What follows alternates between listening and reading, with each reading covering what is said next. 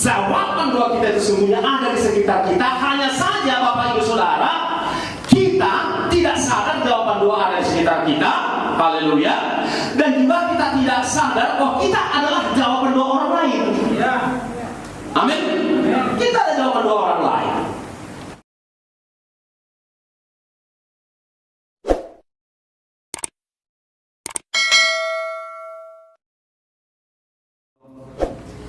Ya, shalom bagi kita semua. Shalom. Apa kabar semuanya? Luar biasa. Haleluya. Semangat ya, semangat. Amin. Oke, saudara yang dikasihi oleh Tuhan Yesus Kristus, hari ini kita akan sama-sama mencerna satu topik atau satu tema dalam kehidupan kita, yaitu mencari jawaban doa dan menjadi jawaban doa. Ya, ini merupakan dua sisi kehidupan orang percaya, Bapak Ibu Saudara, yang tidak bisa dilepaskan. Merupakan bagaikan dua sisi mata uang. Demikianlah kebenaran ini ada dalam kehidupan kita, yaitu mencari jawaban doa dan menjadi jawaban doa. Haleluya, Bapak Ibu Saudara, karena kita sudah punya Tuhan dalam kehidupan kita, tidak ada lagi alasan untuk kita tidak bersemangat dalam kehidupan ini. Meski ada gelombang, meski ada badai. Yang setuju katakan apa? Amin. Aminnya masih 50%. Yang setuju katakan apa? Amin. Masih 80%. Tambahkan 10% lagi biar 100%. Yang setuju katakan Amin. Tepuk tangan bagi Tuhan. Saudara, biarlah Tuhan melalui firman-Nya mempersiapkan saudara menjadi seorang yang militan di dalam Tuhan. Lalu, ada orang di sini? Berapa orang? 1.000 orang. Haleluya, semangat 1.000 orang. Itu baru cocok. Iya. Baik, mencari jawaban doa artinya menjadi seorang yang suka berdoa sampai mendapatkan jawaban doa dari Tuhan. Amin. Halo, mencari jawaban doa artinya mencari sampai dapat jawaban doamu dari Tuhan. Amin. Jangan begitu saudara, hanya baru sekali berdoa atau baru beberapa kali menaikkan pokok doa belum dijawab, saudara sudah undur dari doanya. Daniel 21 hari dia berdoa. Bukan Tuhan tidak mendengar dari sejak awal, tetapi ada timingnya Tuhan menjawab doa kita. Kalau benar, katakan amin. Gak usah ditagih-tagih aminnya. Amin. Nah, yang perlu ditagih itu apa? Utang atau kredit. Kalau amin gak usah ditagih-tagih, langsung aja bayar. Amin bilang. Amin artinya saya setuju Tuhan. Jadilah seperti itu. Itu definisi amin menurut saya. Kalau itu, ayo katakan amin. Nah, itu dia, saudara. Nah, saudaraku yang dikasih oleh Tuhan Yesus Kristus, tema ini mendorong saudara dan saya untuk benar-benar menjadi seorang yang suka berdoa dalam pengertian bukan minta-minta. Ya, mesti ada kata mencari di sana. Tetapi mari kita revisi konsep berdoa kita, definisi berdoa kita saudara. Secara umum, manusia pada umumnya berdoa tidak minta. Tetapi bagi orang percaya berdoa bukan hanya sekedar minta-minta. Ya minta juga, tetapi juga memberi kepada Tuhan. Ketika saudara berdoa, saudara menyembah, saudara sedang memberi kepada Tuhan. Saudara sedang memuji Tuhan, menyembah Tuhan. Itu berdoa dalam arti yang utuh. Jadi mulai hari ini berdoa jangan ada konsep menyodorkan proposal pokok-pokok doa kepada Tuhan. Tidak sebatas itu. Tetapi untuk lengkap dia memberi kepada Tuhan, memberikan pujian. Kau baik Tuhan, Engkau setia Tuhan, Engkau luar biasa, ku hormat Engkau, ku kagum, dan seterusnya. Itu memberi kepada Tuhan. Maka yang seperti itulah yang kemudian menjadi dupa yang harum bagi Tuhan. Amin. Amin. Nah, kalau cuma minta-minta doang, kanak-kanak mau terus kanak-kanak, kalau mau terus kanak-kanak tidak akan pernah diberikan kepada mobil sungguhan. Yang diberikan adalah mobil-mobilan. Itu gampang diserahkan. Setuju? Oke, kalau mau terus dapat mobil-mobilan, jadilah terus anak-anak. Tapi kalau engkau sungguh mau mendapatkan partner dari Tuhan, jadilah dewasa. Amin. Yang lain masih proses, Pak. Hanya 5 orang yang sudah siap. Yang lain masih berpikir. Saya mau katakan, jadilah pribadi dewasa di dalam Tuhan. Amin, Bapak Saudara. Jadi dewasa. Makanya dalam berdoa jangan hanya minta saja, tapi memberi kepada Tuhan. Ya, menyembah Tuhan. Miliki habit, miliki hobi,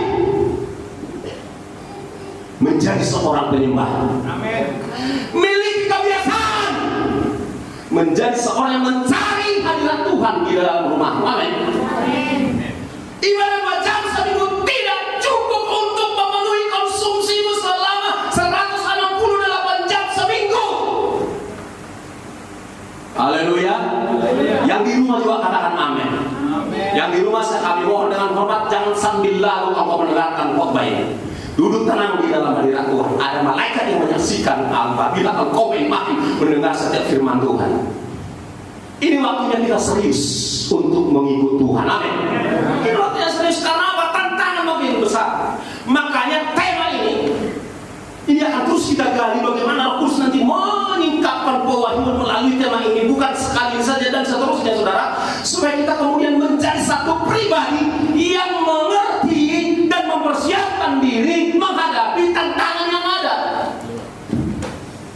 Karena harus disampaikan terus terang bahwa keadaan alam semesta, keadaan manusia di bumi, keadaan ekonomi dan seluruh aspek kehidupan tidak akan lebih baik.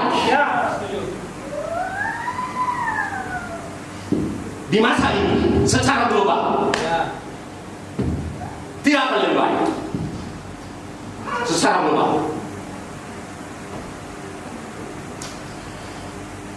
PBB tidak akan sanggup mengatasi masalah dunia ini. Hanya Allah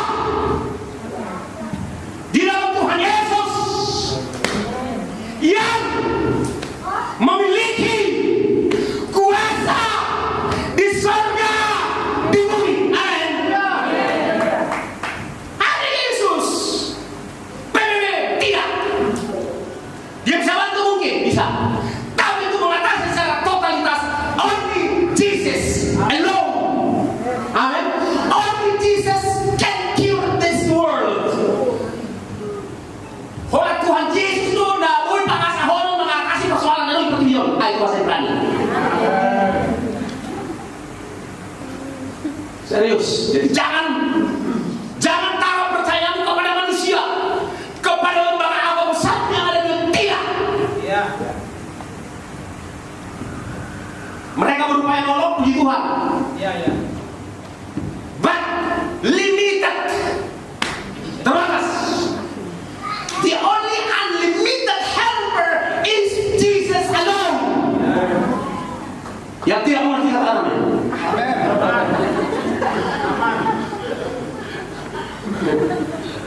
You understand alone?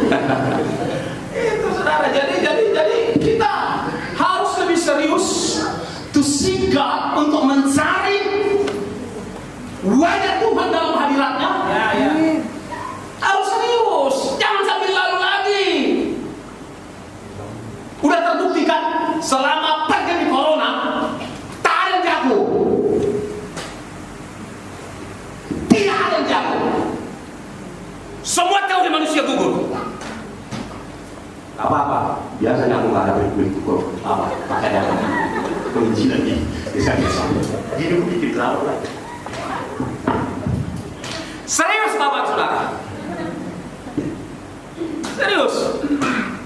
Nah, oleh sebab itu, set yourself, setting ulang dirimu bahwa kau serius kepada Tuhan mulai hari ini, pada detik ini. Amin. Set.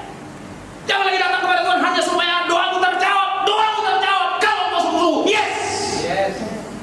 Yang mau belajar jawab katakan yes. Bilang yes.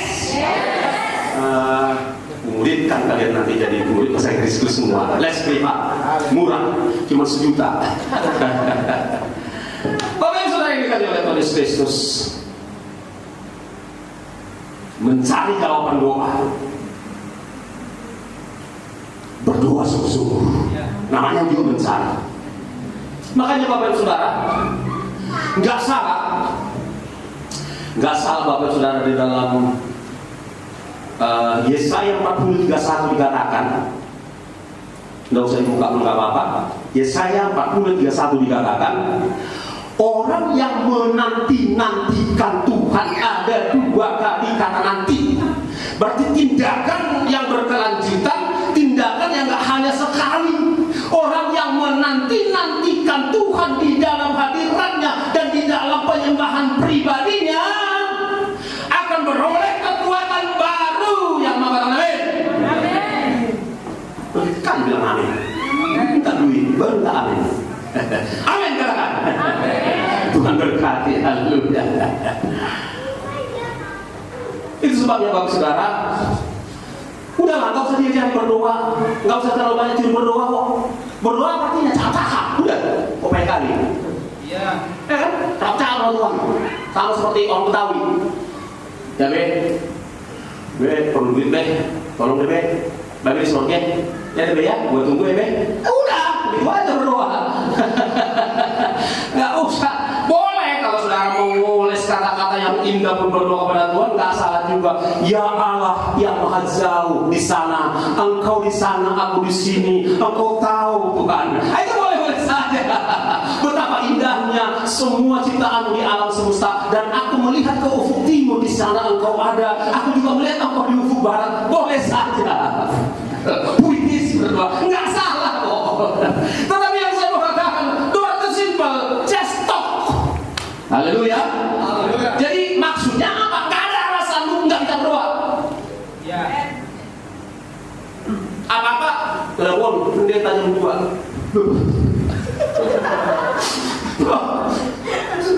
Sakit gigi. Sakit gigi kok telepon pendeta. Bukan di sini, di luar sana. Jangan tahu. Giliran gigimu sembuh, banyak kali cakapmu ya kan. Waktu gigimu kambuh, nggak bisa kok cakap kan gitu kan. Artinya apa? Kalau penyakit udah sembuh, lu mau sama pendeta kan gitu kan. Maksud saya Singapura. Masalahnya udah selesai, lupa. Mulai status aku udah gak pernah lagi dia. Itu di Filipina. Kalau di Medan baik-baik semua. Ingat sama pendeta, ingat sama doa hamba. Apalagi di tempat ini banyak yang terkabur, banyak yang kena sindir. Haleluya. Haleluya.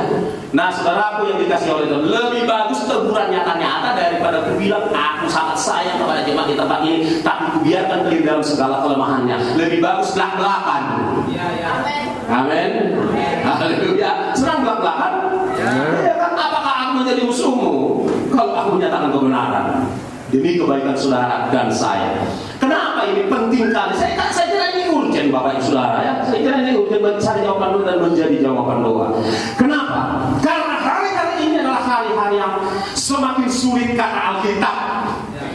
Saudara tinggal catat, buka di rumah, catat ayat-ayatnya. Matius 24 ayat 3 hingga 14, catat saja. Kemudian di mana lagi masalah keadaan di akhir zaman ini? Di dalam Roma 8 22-23 itu keadaan tentang alam semesta makin sulit. Kemudian tentang perilaku manusia yang semakin payah, ada di dalam 2 Timotius 3 1 sampai 5. Itu perilaku manusia itu tidak peduli orang lain dan lain sebagainya. Kemudian di mana lagi? Ibrani 12 26 27 28 itu goncangan, semua digoncang dan seterusnya dan seterusnya. Jadi zaman ini tidak lebih baik. Karena di dalam hadis dikatakan itu baru permulaan menjelang zaman baru. We are going to enter a new century or new season di kerajaan 1000 tahun nanti. Setelah angkatan dulu pernikahan anak domba Allah turun lagi ke bumi sesuai dengan Zakaria 14, Tuhan Yesus menginjakkan kakinya di bukit Zaitun, di mana dia terangkat kala itu dia menginjakkan kaki bersama dengan kita. Antikristus semua dibunuh, maksudnya sama tentaranya semua dibunuh, dan kita akan ikut memerintah dengan Tuhan Yesus di kerajaan 1000 tahun damai. Itu baru keadaannya baik. Yang mengerti katakan amin. Sekarang enggak, Tapi itu global untuk orang-orang khusus yang sudah punya Roh Kudus, memiliki Kristus dan menjadi milik Kristus. Ada pemeliharaan khusus. Katakan pemeliharaan khusus. Kagak rela. Ayo semua, ada pemeliharaan khusus buat saya. Sekali lagi lebih kencang. Jadilah seperti perkataannya. Ini fakta yang akan terjadi, Bapak Saudara. Keadaan akan masalah ekonomi, politik, dan lain kesehatan, ya kan, kesehatan sudah sekarang. Lepas dari diskusi kita di luar mimbar, ada tidaknya grand design di balik apa ini pandemi ini, dan di luar mimbar kita kupas. Maksud saya kenyataannya memang kesehatan pun sudah sangat menyulitkan sekarang, kan begitu kan? Apalagi ekonomi, cari duit dan lain sebagainya. Nah, saudara yang dikasihi Tuhan Yesus Kristus, tema ini dibutuhkan. Pertama, saudara harus sungguh-sungguh menjadi seorang pencari jawaban doa dari Tuhan, menjadi seorang penyembah Tuhan yang setuju, katakan amin. Dan yang mau melakukan mulai besok subuh, katakan amin. Puji Tuhan, ambil semua. Haleluya. Berdoa seperti saya katakan tadi, berdoa itu Bapak Ibu Saudara nggak harus formil, meski ada saatnya kita formil, oke? Tapi sambil nyuci piring, ku tahu Tuhan sudah buka jalan, ku tahu Tuhan sudah buka jalan, asal ku hidup suci. Sambil lalu bisa berdoa, amin. Tapi lalu bisa menyembah Tuhan. Waktu khusus juga bisa menyembah Tuhan. Haleluya. Jadi tidak ada alasan untuk saudara dan saya tidak suka berdoa. Ada amin? Ada amin? Itu Bang, ini gampang, gak sulit kok. Oke. Nah, dengan demikian aku akan senantiasa terhubung dengan Tuhan, terkonek dengan sinyal Tuhan, maka apapun pergumulanmu, waktu Tuhan tidak akan pernah terlambat. Yes, tidak akan pernah terlambat. Karena aku senantiasa konek dengan Dia. Tapi kalau kita keluar dari zona koneksitasnya Tuhan, bisa jadi jawaban doa kita nggak sampai, terhalang dan lain sebagainya. Itu sebabnya Bapak Saudara, yang kedua, itu yang pertama. Yang kedua, dan menjadi jawaban doa. Kenapa? Karena keadaan hari-hari ini banyak kesulitan menimpa banyak orang, maka ada banyak orang berdoa. Sebenarnya jawaban doa itu ada di sekitar orang itu. Saya bilang begini, simpel kok. Kebutuhan uang yang saudara butuhkan ada di surga atau ada di bumi? Tak ada di surga uang. Tak ada. Di bumi ada. Karena dari sejak awal Tuhan sudah menyediakan. Sebelum saudara dan saya diciptakan, semua kebutuhan kita sudah Tuhan sediakan. Amin. Nah, itu dasar kebenarannya maksud saya. Oke. Nah, dari itu kita berpikir berarti apapun yang kubutuhkan di dunia ini, sebenarnya di dunia ini sudah ada. Orang yang Tuhan mau pakai menolong saya pun di bumi ini sudah ada. Kecuali itu bencana alam, ya dia kasih turunkan malaikat. Tapi kalau kebutuhan jasmani, Bapak Ibu Saudara, di sini sudah ada, obat ada, tumbuhan ada, ya kan? Apa? Semua kebutuhan untuk sakit perut kita. Saya dulu waktu marmahan, Bu, saya sakit perut, ada daun sagu namanya, kumaha sembuh. Contoh yang sederhana, semua di sekitar kita sudah ada tersedia. Tinggal bagaimana gini, campur tangan Tuhan, melibatkan Tuhan, dan Tuhan akan mengirim kita kepada jawaban doa yang Tuhan siapkan. Amin. Itu Bapak Saudara, mobil gak ada di surga, adanya di bumi. Kalau saudara itu mobil, tinggal bagaimana cara Tuhan menjawab doamu dan usahamu, mobil itu engkau dapatkan, dan seterusnya. Ini maksud saya mencoba men-setting ulang cara berpikir kita dengan cara berpikir yang logis dan sederhana. Bahwa jawaban doa kita itu sesungguhnya ada di sekitar kita. Hanya saja Bapak Ibu Saudara, kita tidak sadar jawaban doa ada di sekitar kita. Haleluya. Dan juga kita tidak sadar bahwa kita adalah jawaban doa orang lain. Amin. Kita ada jawaban doa orang lain. Saya tidak bermaksud menceritakan ini, ya. Tapi barangkali harus diceritakan. Pada waktu pandemi tahun lalu, okay, puji Tuhan, Tuhan berkati kami lebih daripada apa yang kami butuhkan, baik maka kebutuhan pokok maupun keuangan, tapi masih tetap ukuran terbatas. Oke, dalam kondisi seperti itu ada lebihnya.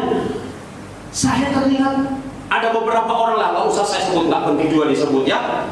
Tapi saya tergerak sialu kami bagikan. Oke, nggak banyak, cuman 10 kilo beras. Kalau di yang kami transfer itu untuk mereka ini beberapa, cuman hitungannya per orang hanya 10 kilo beras, lebih dikit lah, gitulah, kan? Ada sisanya, kan begitu. Nah, salah satu dari orang tersebut WA kami, Pak, kami sudah langsung belikan beras 10 kilo. Katanya dia mengaku bahwa dengan pengakuannya itu saya menangkap sebulan memang pas lagi butuh beli beras. Ini hanya contoh sederhana, mana tahu orang yang penonton. Ini hanya contoh sederhana paling simpel Bapak Ibu Saudara yang dikasihi oleh Tuhan Yesus Kristus, bahwa apa yang kuberikan kepada seseorang itu jangan-jangan itu jawaban doa buat dia, dan saudara yang menjadi jawaban doa itu. Amin. Itu maksudnya saudara-saudara. Jadi be prepared, mengerah di mati kita. Gak ada jawaban dua nih hal. Amin. Semua di sini. Mungkin ada juga niat jawab, saya nggak tahu. Itu Bapak Saudara. Jadi oke. Untuk melengkapi renungan kita, saya akan mengajak kita melihat satu peristiwa di dalam Perjanjian Lama, di mana dua-dua ini nggak saling kenal. Oke. Ada satu ibu, ada satu bapak, dua-dua nggak saling kenal, tapi masing-masing jadi jawaban doa. Yang si ibu yang susah, yang miskin ini menjadi jawaban doa. Yang si bapak ini juga, yang juga lagi kehabisan beras di rumahnya, jadi jawaban doa. Dahsyat sekali itu peristiwa. Kita buka dari 1 Raja-Raja 17 ya, ayat 7 hingga 16. Ya, saya bacakan buat kita, saudaraku. Saudara ikuti baik-baik ya, ikuti baik-baik. Oke, demikian. Nah, tetapi sesudah beberapa waktu, sungai itu menjadi kering sebab hujan tiada turun di negeri itu. Nah, di masa kenabian pelayanan daripada Nabi Elia, saudaraku, ada 3,5 tahun tidak turun hujan. Jadi mungkin apakah pas 3,5 tahunnya atau kurang dari 3,5 tahun ini di ayat 1 itu, Bapak Saudara, tidak turun hujan di negeri itu. Oke. Tetapi sesudah beberapa, maka datanglah firman Tuhan kepada Elia. Dengar baik-baik, datang firman Tuhan. Bersiaplah, kata Tuhan nih kepada Elia, pergi ke Sarfat yang termasuk wilayah Sidon. Wilayah Sidon ini tidak termasuk wilayah orang percaya, orang Yahudi, dan begitu. Oke. Dan diamlah di sana, tinggallah di sana untuk beberapa saat. Maksudnya, ketahuilah, aku telah memerintahkan seorang janda ini miskin. Ya, janda ini lagi krisis juga, untuk memberi engkau makan. Bayangkan Bapak Ibu Saudara, janda yang susah ini Tuhan pakai memberi makan seorang hamba Tuhan, seorang anak Tuhan yang juga lagi kesulitan. Mereka belum sadar nih. Oke, masuk ayat berikutnya. Sesudah itu, ia bersiap lalu pergi ke Sarfat. Ya, ini daerah orang yang tak percaya ini ceritanya. Artinya orang tak percaya pun bisa Tuhan pertemukan dengan saudara. Jika Tuhan ingin pakai itu atas kedaulatan Tuhan untuk memberi pertolongan Tuhan kepada saudara dan saya. Yang nangkap katakan amin. Setelah ia sampai ke pintu gerbang kota itu, di sana seorang janda sedang mengumpulkan kayu api. Kita mainkan sedikit logika. Posisikan dirimu di posisi Elia. Kau sedang kelaparan, di rumah udah gak ada beras, disuruh kau ke percut, ya kan? Disuruh ke percut. Lalu di situ nanti kau jumpa seorang perempuan, nanti dia akan pakai menolong kamu. Begitu mau sampai di percut, yang dikumpulnya kayu api. Itu sedikit. Kalau kayu api sedikit, berarti cuma bisa masak air dong, masak air. Nggak bisa masak sayur, masak saksa, masak apa lagi? Nggak bisa kan? Apalagi cair, segala macam nggak bisa lah. Tampaklah di sana seorang janda sedang mengumpulkan kayu api. Ia berseru kepada perempuan itu, katanya, cobalah ambil bagiku sedikit air dalam kendi supaya aku minum. Masalah ada di sana. Ini maksud saya kita menyelami, mencermati dan mencerna cara kerja Tuhan. Kadang-kadang it doesn't make sense, susah kita tangkap. Ya, nggak selamanya kita ngerti cara Tuhan. Tapi ikutin saja. Balik ke yang tadi, kembalikan ayatnya. Si hamba Tuhan ini minta air. Sementara di negeri itu udah kesulitan air, udah 3 tahun apa 3,5 tahun, udah nggak datang, udah pastilah sulit air. Apa-apa nih bapak ini datang dari apa? Dari NEC ke Percut minta air lagi. Udah tahu bapak ini musim kemarau 3,5 tahun. Merasa nggak ada. Ini bapak ini sudah buat DAK kan? Kan gitu kan? Mungkin gitu dipikirkan mungkin kan? Iya dong. Udah tahu musim kemarau minta air lagi dari kendi kan gitu. Ayat 11. Ketika perempuan itu pergi mengambilnya, ia berseru lagi, coba ambil juga bagiku sepotong roti. Udah pergi dia, Rojo, katanya lagi, cobalah. Ini hamba Tuhan, dari mana ini? Udah minta, mau menjajah, udah dipanggilnya lagi. Bawa ini hamba Tuhan. Mungkin ibu ini, bukan jemaat sini, maksud saya bilang gitu, ibu-ibu janda itu. Karena ada juga gitu kan. Ya, jadi ini contohnya. Mungkin dia berpikir, tadi minta air, sekarang minta roti. Apa-apa minta lah. Keberatan dia. Cobalah ambil dulu sepotong roti.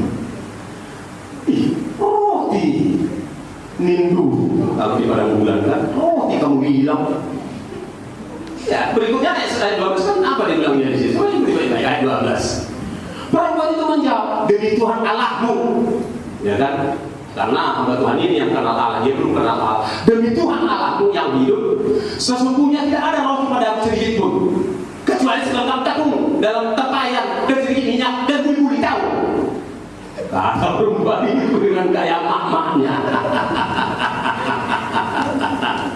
Dan sekarang aku sedang mengumpulkan 2-3 potong kayu, tapi 2-3 potong kayu. Kemudian aku mau pulang dan mengolahnya bagiku dan bagi anakku.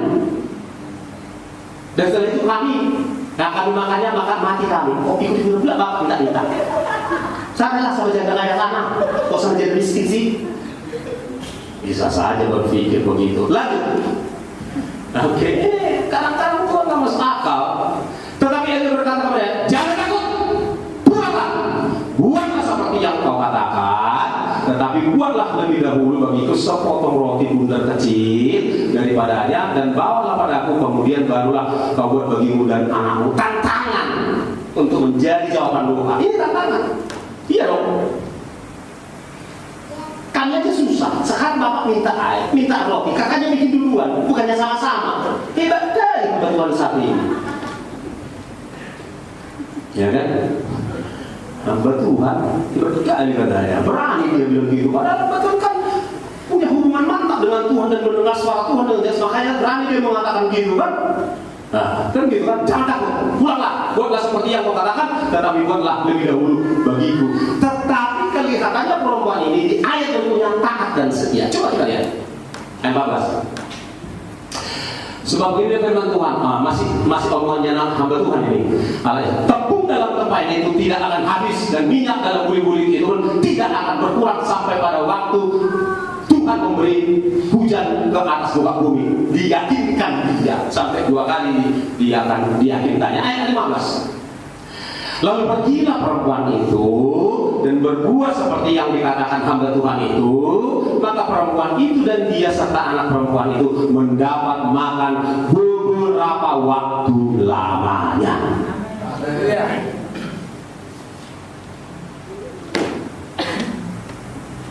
Bapak Ibu yang dikasih oleh Tuhan Yesus Kristus, kita melihat di ayat 14 tadi, dibutuhkan ketaatan. Dengar-dengaran firman Tuhan, dengar-dengaran sama Tuhan, dengar-dengaran hamba Tuhan. Hamba Tuhan yang jelas hubungannya dengan Tuhan jelas. Hamba Tuhan yang jelas hubungannya dengan Tuhan jelas. Bukan sembarang hamba Tuhan ini ciri-cirinya. Kalau sembarang hamba Tuhan memang harus diuji hubungannya jelas gak dengan Tuhan. Yang mati katakan amin. Yang menangkap katakan amin. Nah, dibutuhkan pengorbanan memang untuk doamu terjawab, kebutuhanmu terpenuhi, dan mujizat terjadi dalam hidupmu. Dibutuhkan menaklukkan diri, mendahulukan orang lain. Amin. Pada saat itu udah tua ini,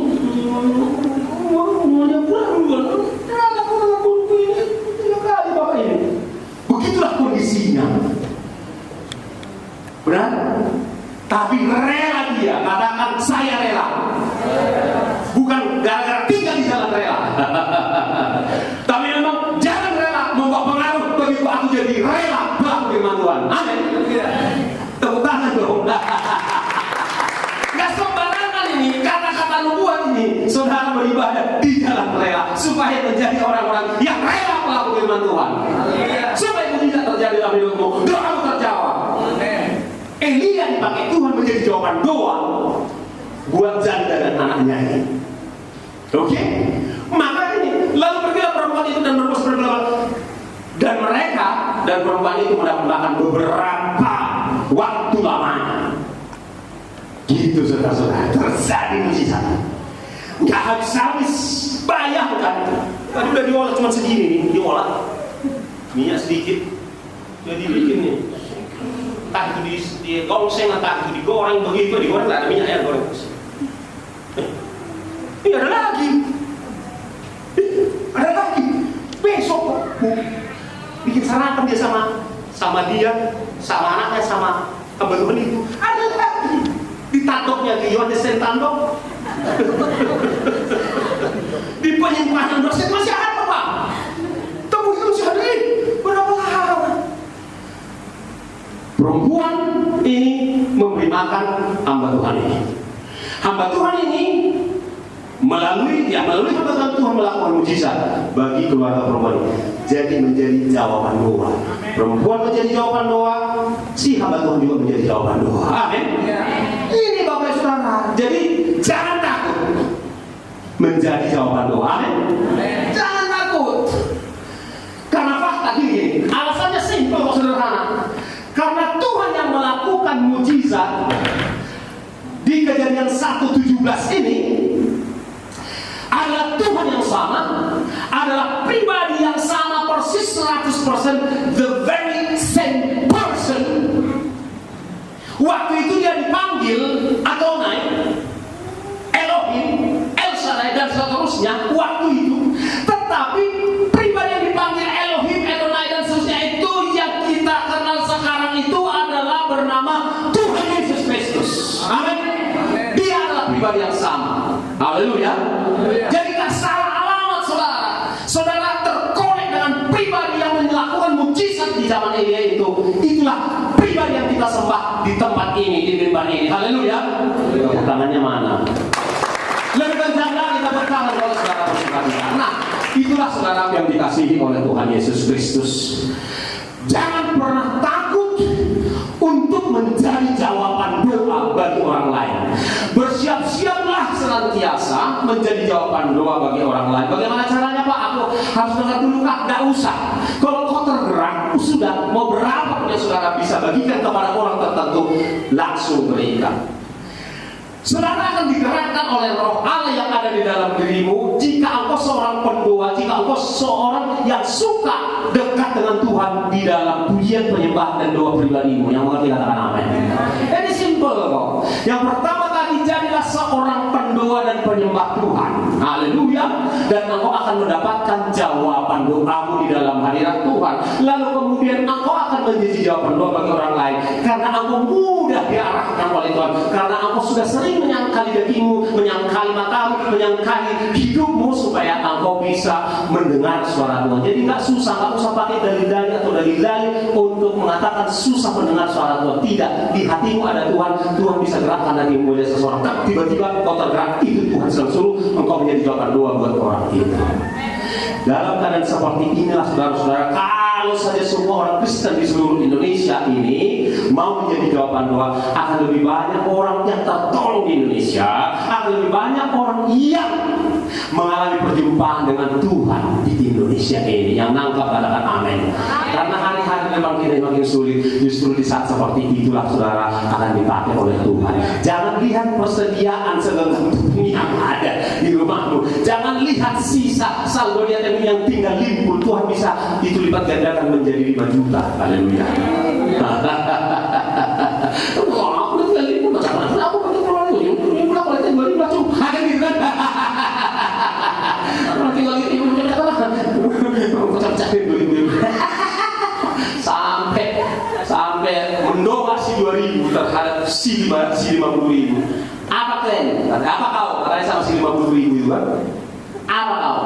Kami yang paling rajin masuk kantong kolektif. Tahu kau? Kau banyak cerita, kau jarang kali kau masuk kantong kolektif kan? Kata si 2.000 sama si limpul. Jangan takut saudaraku. Jangan takut. Apapun yang kau titipkan di tangan Tuhan, Tuhan akan melipat gandakannya. Kuakhiri dengan sebuah kesaksian. Beberapa tahun yang lalu, jujur ini cerita jujur. Saudara menilainya terserah. Ada uangku cepet, tapi yang bilang tinggal cepet. Di dompetku udah sayang-sayang merah mulus, ada giginya dipuruskan, masuk dompet melayani saya di satu gereja daerah Medan juga, nggak tahu saya sebut di mana ya kan. Lewat kantong kolektif di sana ya, kebetulan cuma sekali dia lewat. Nah, tengok tinggal itu dah gara-gara kau nggak kan kaya, aku kalau simpan kau bilang ku cabut ku masukkan kosong dompet itu.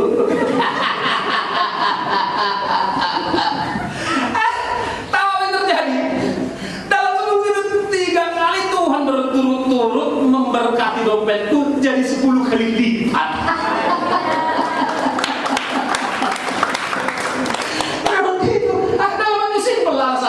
Ku simpan dong kau biar kau capek, ku simpan kau terus kaya rupanya aku gara-gara kau di dompet ini, ku masukkan ke dalam tangan Tuhan, dilipat gandakannya. Haleluya.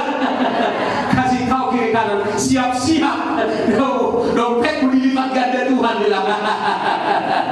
Oke, sebelum kita serahkan kepada Mbahnya, angkat dompetmu. Serius, ini berumur tapi dipimpin roh. Angkat dompetmu atau tasmu, kita berdoa. Saudara berdiri. Gak usah takut. Ayo tindakan yang mana? Ayo tindakan. Angkat dompet. Itu dompet adalah mewakili pekerjaanmu, ya kan? Itu adalah simbol daripada bisnismu. Ayo Pak berdiri, angkat dompet. Kau bukan dibuka, bilang kali angkat dompet. Ayo, angkat dompet. Kita berdoa sebentar. Ini serius. Meski saya menyampaikan dengan rasa sukacita. Ayo ikuti. Ayo, sudah semua? Kok tindakan ini susah kali? Ayo, angkat ini. Ayo ini. Tas dia lebih banyak. Ya serius. Ada yang mengalami di sana. Serius. Bukan peringat itu baru saja tiba-tiba muncul. Nanti saksikan habis ini karena waktu kita akan jalan terus. Ada di Siantar itu Tuhan pimpin, ada yang langsung mengalami besoknya, minggu ini besoknya langsung jualan online, bertubi-tubi orang dari Kalimantan dari mana-mana. Percaya gak sih? Wow, beri Tuhan. Haleluya. Berkati. Ayo. Nggak apa-apa buka mana, katakan Bapa di sorga, aku percaya setiap firman-Mu.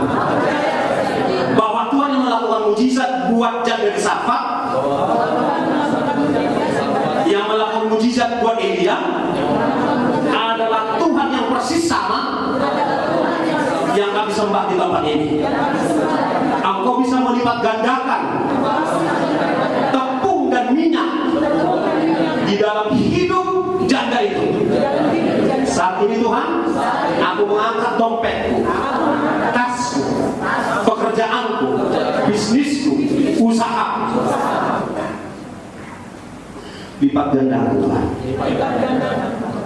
Aku siap Tuhan mempersembahkan yang terbaik, menyerahkannya ke dalam tangan-Mu Tuhan.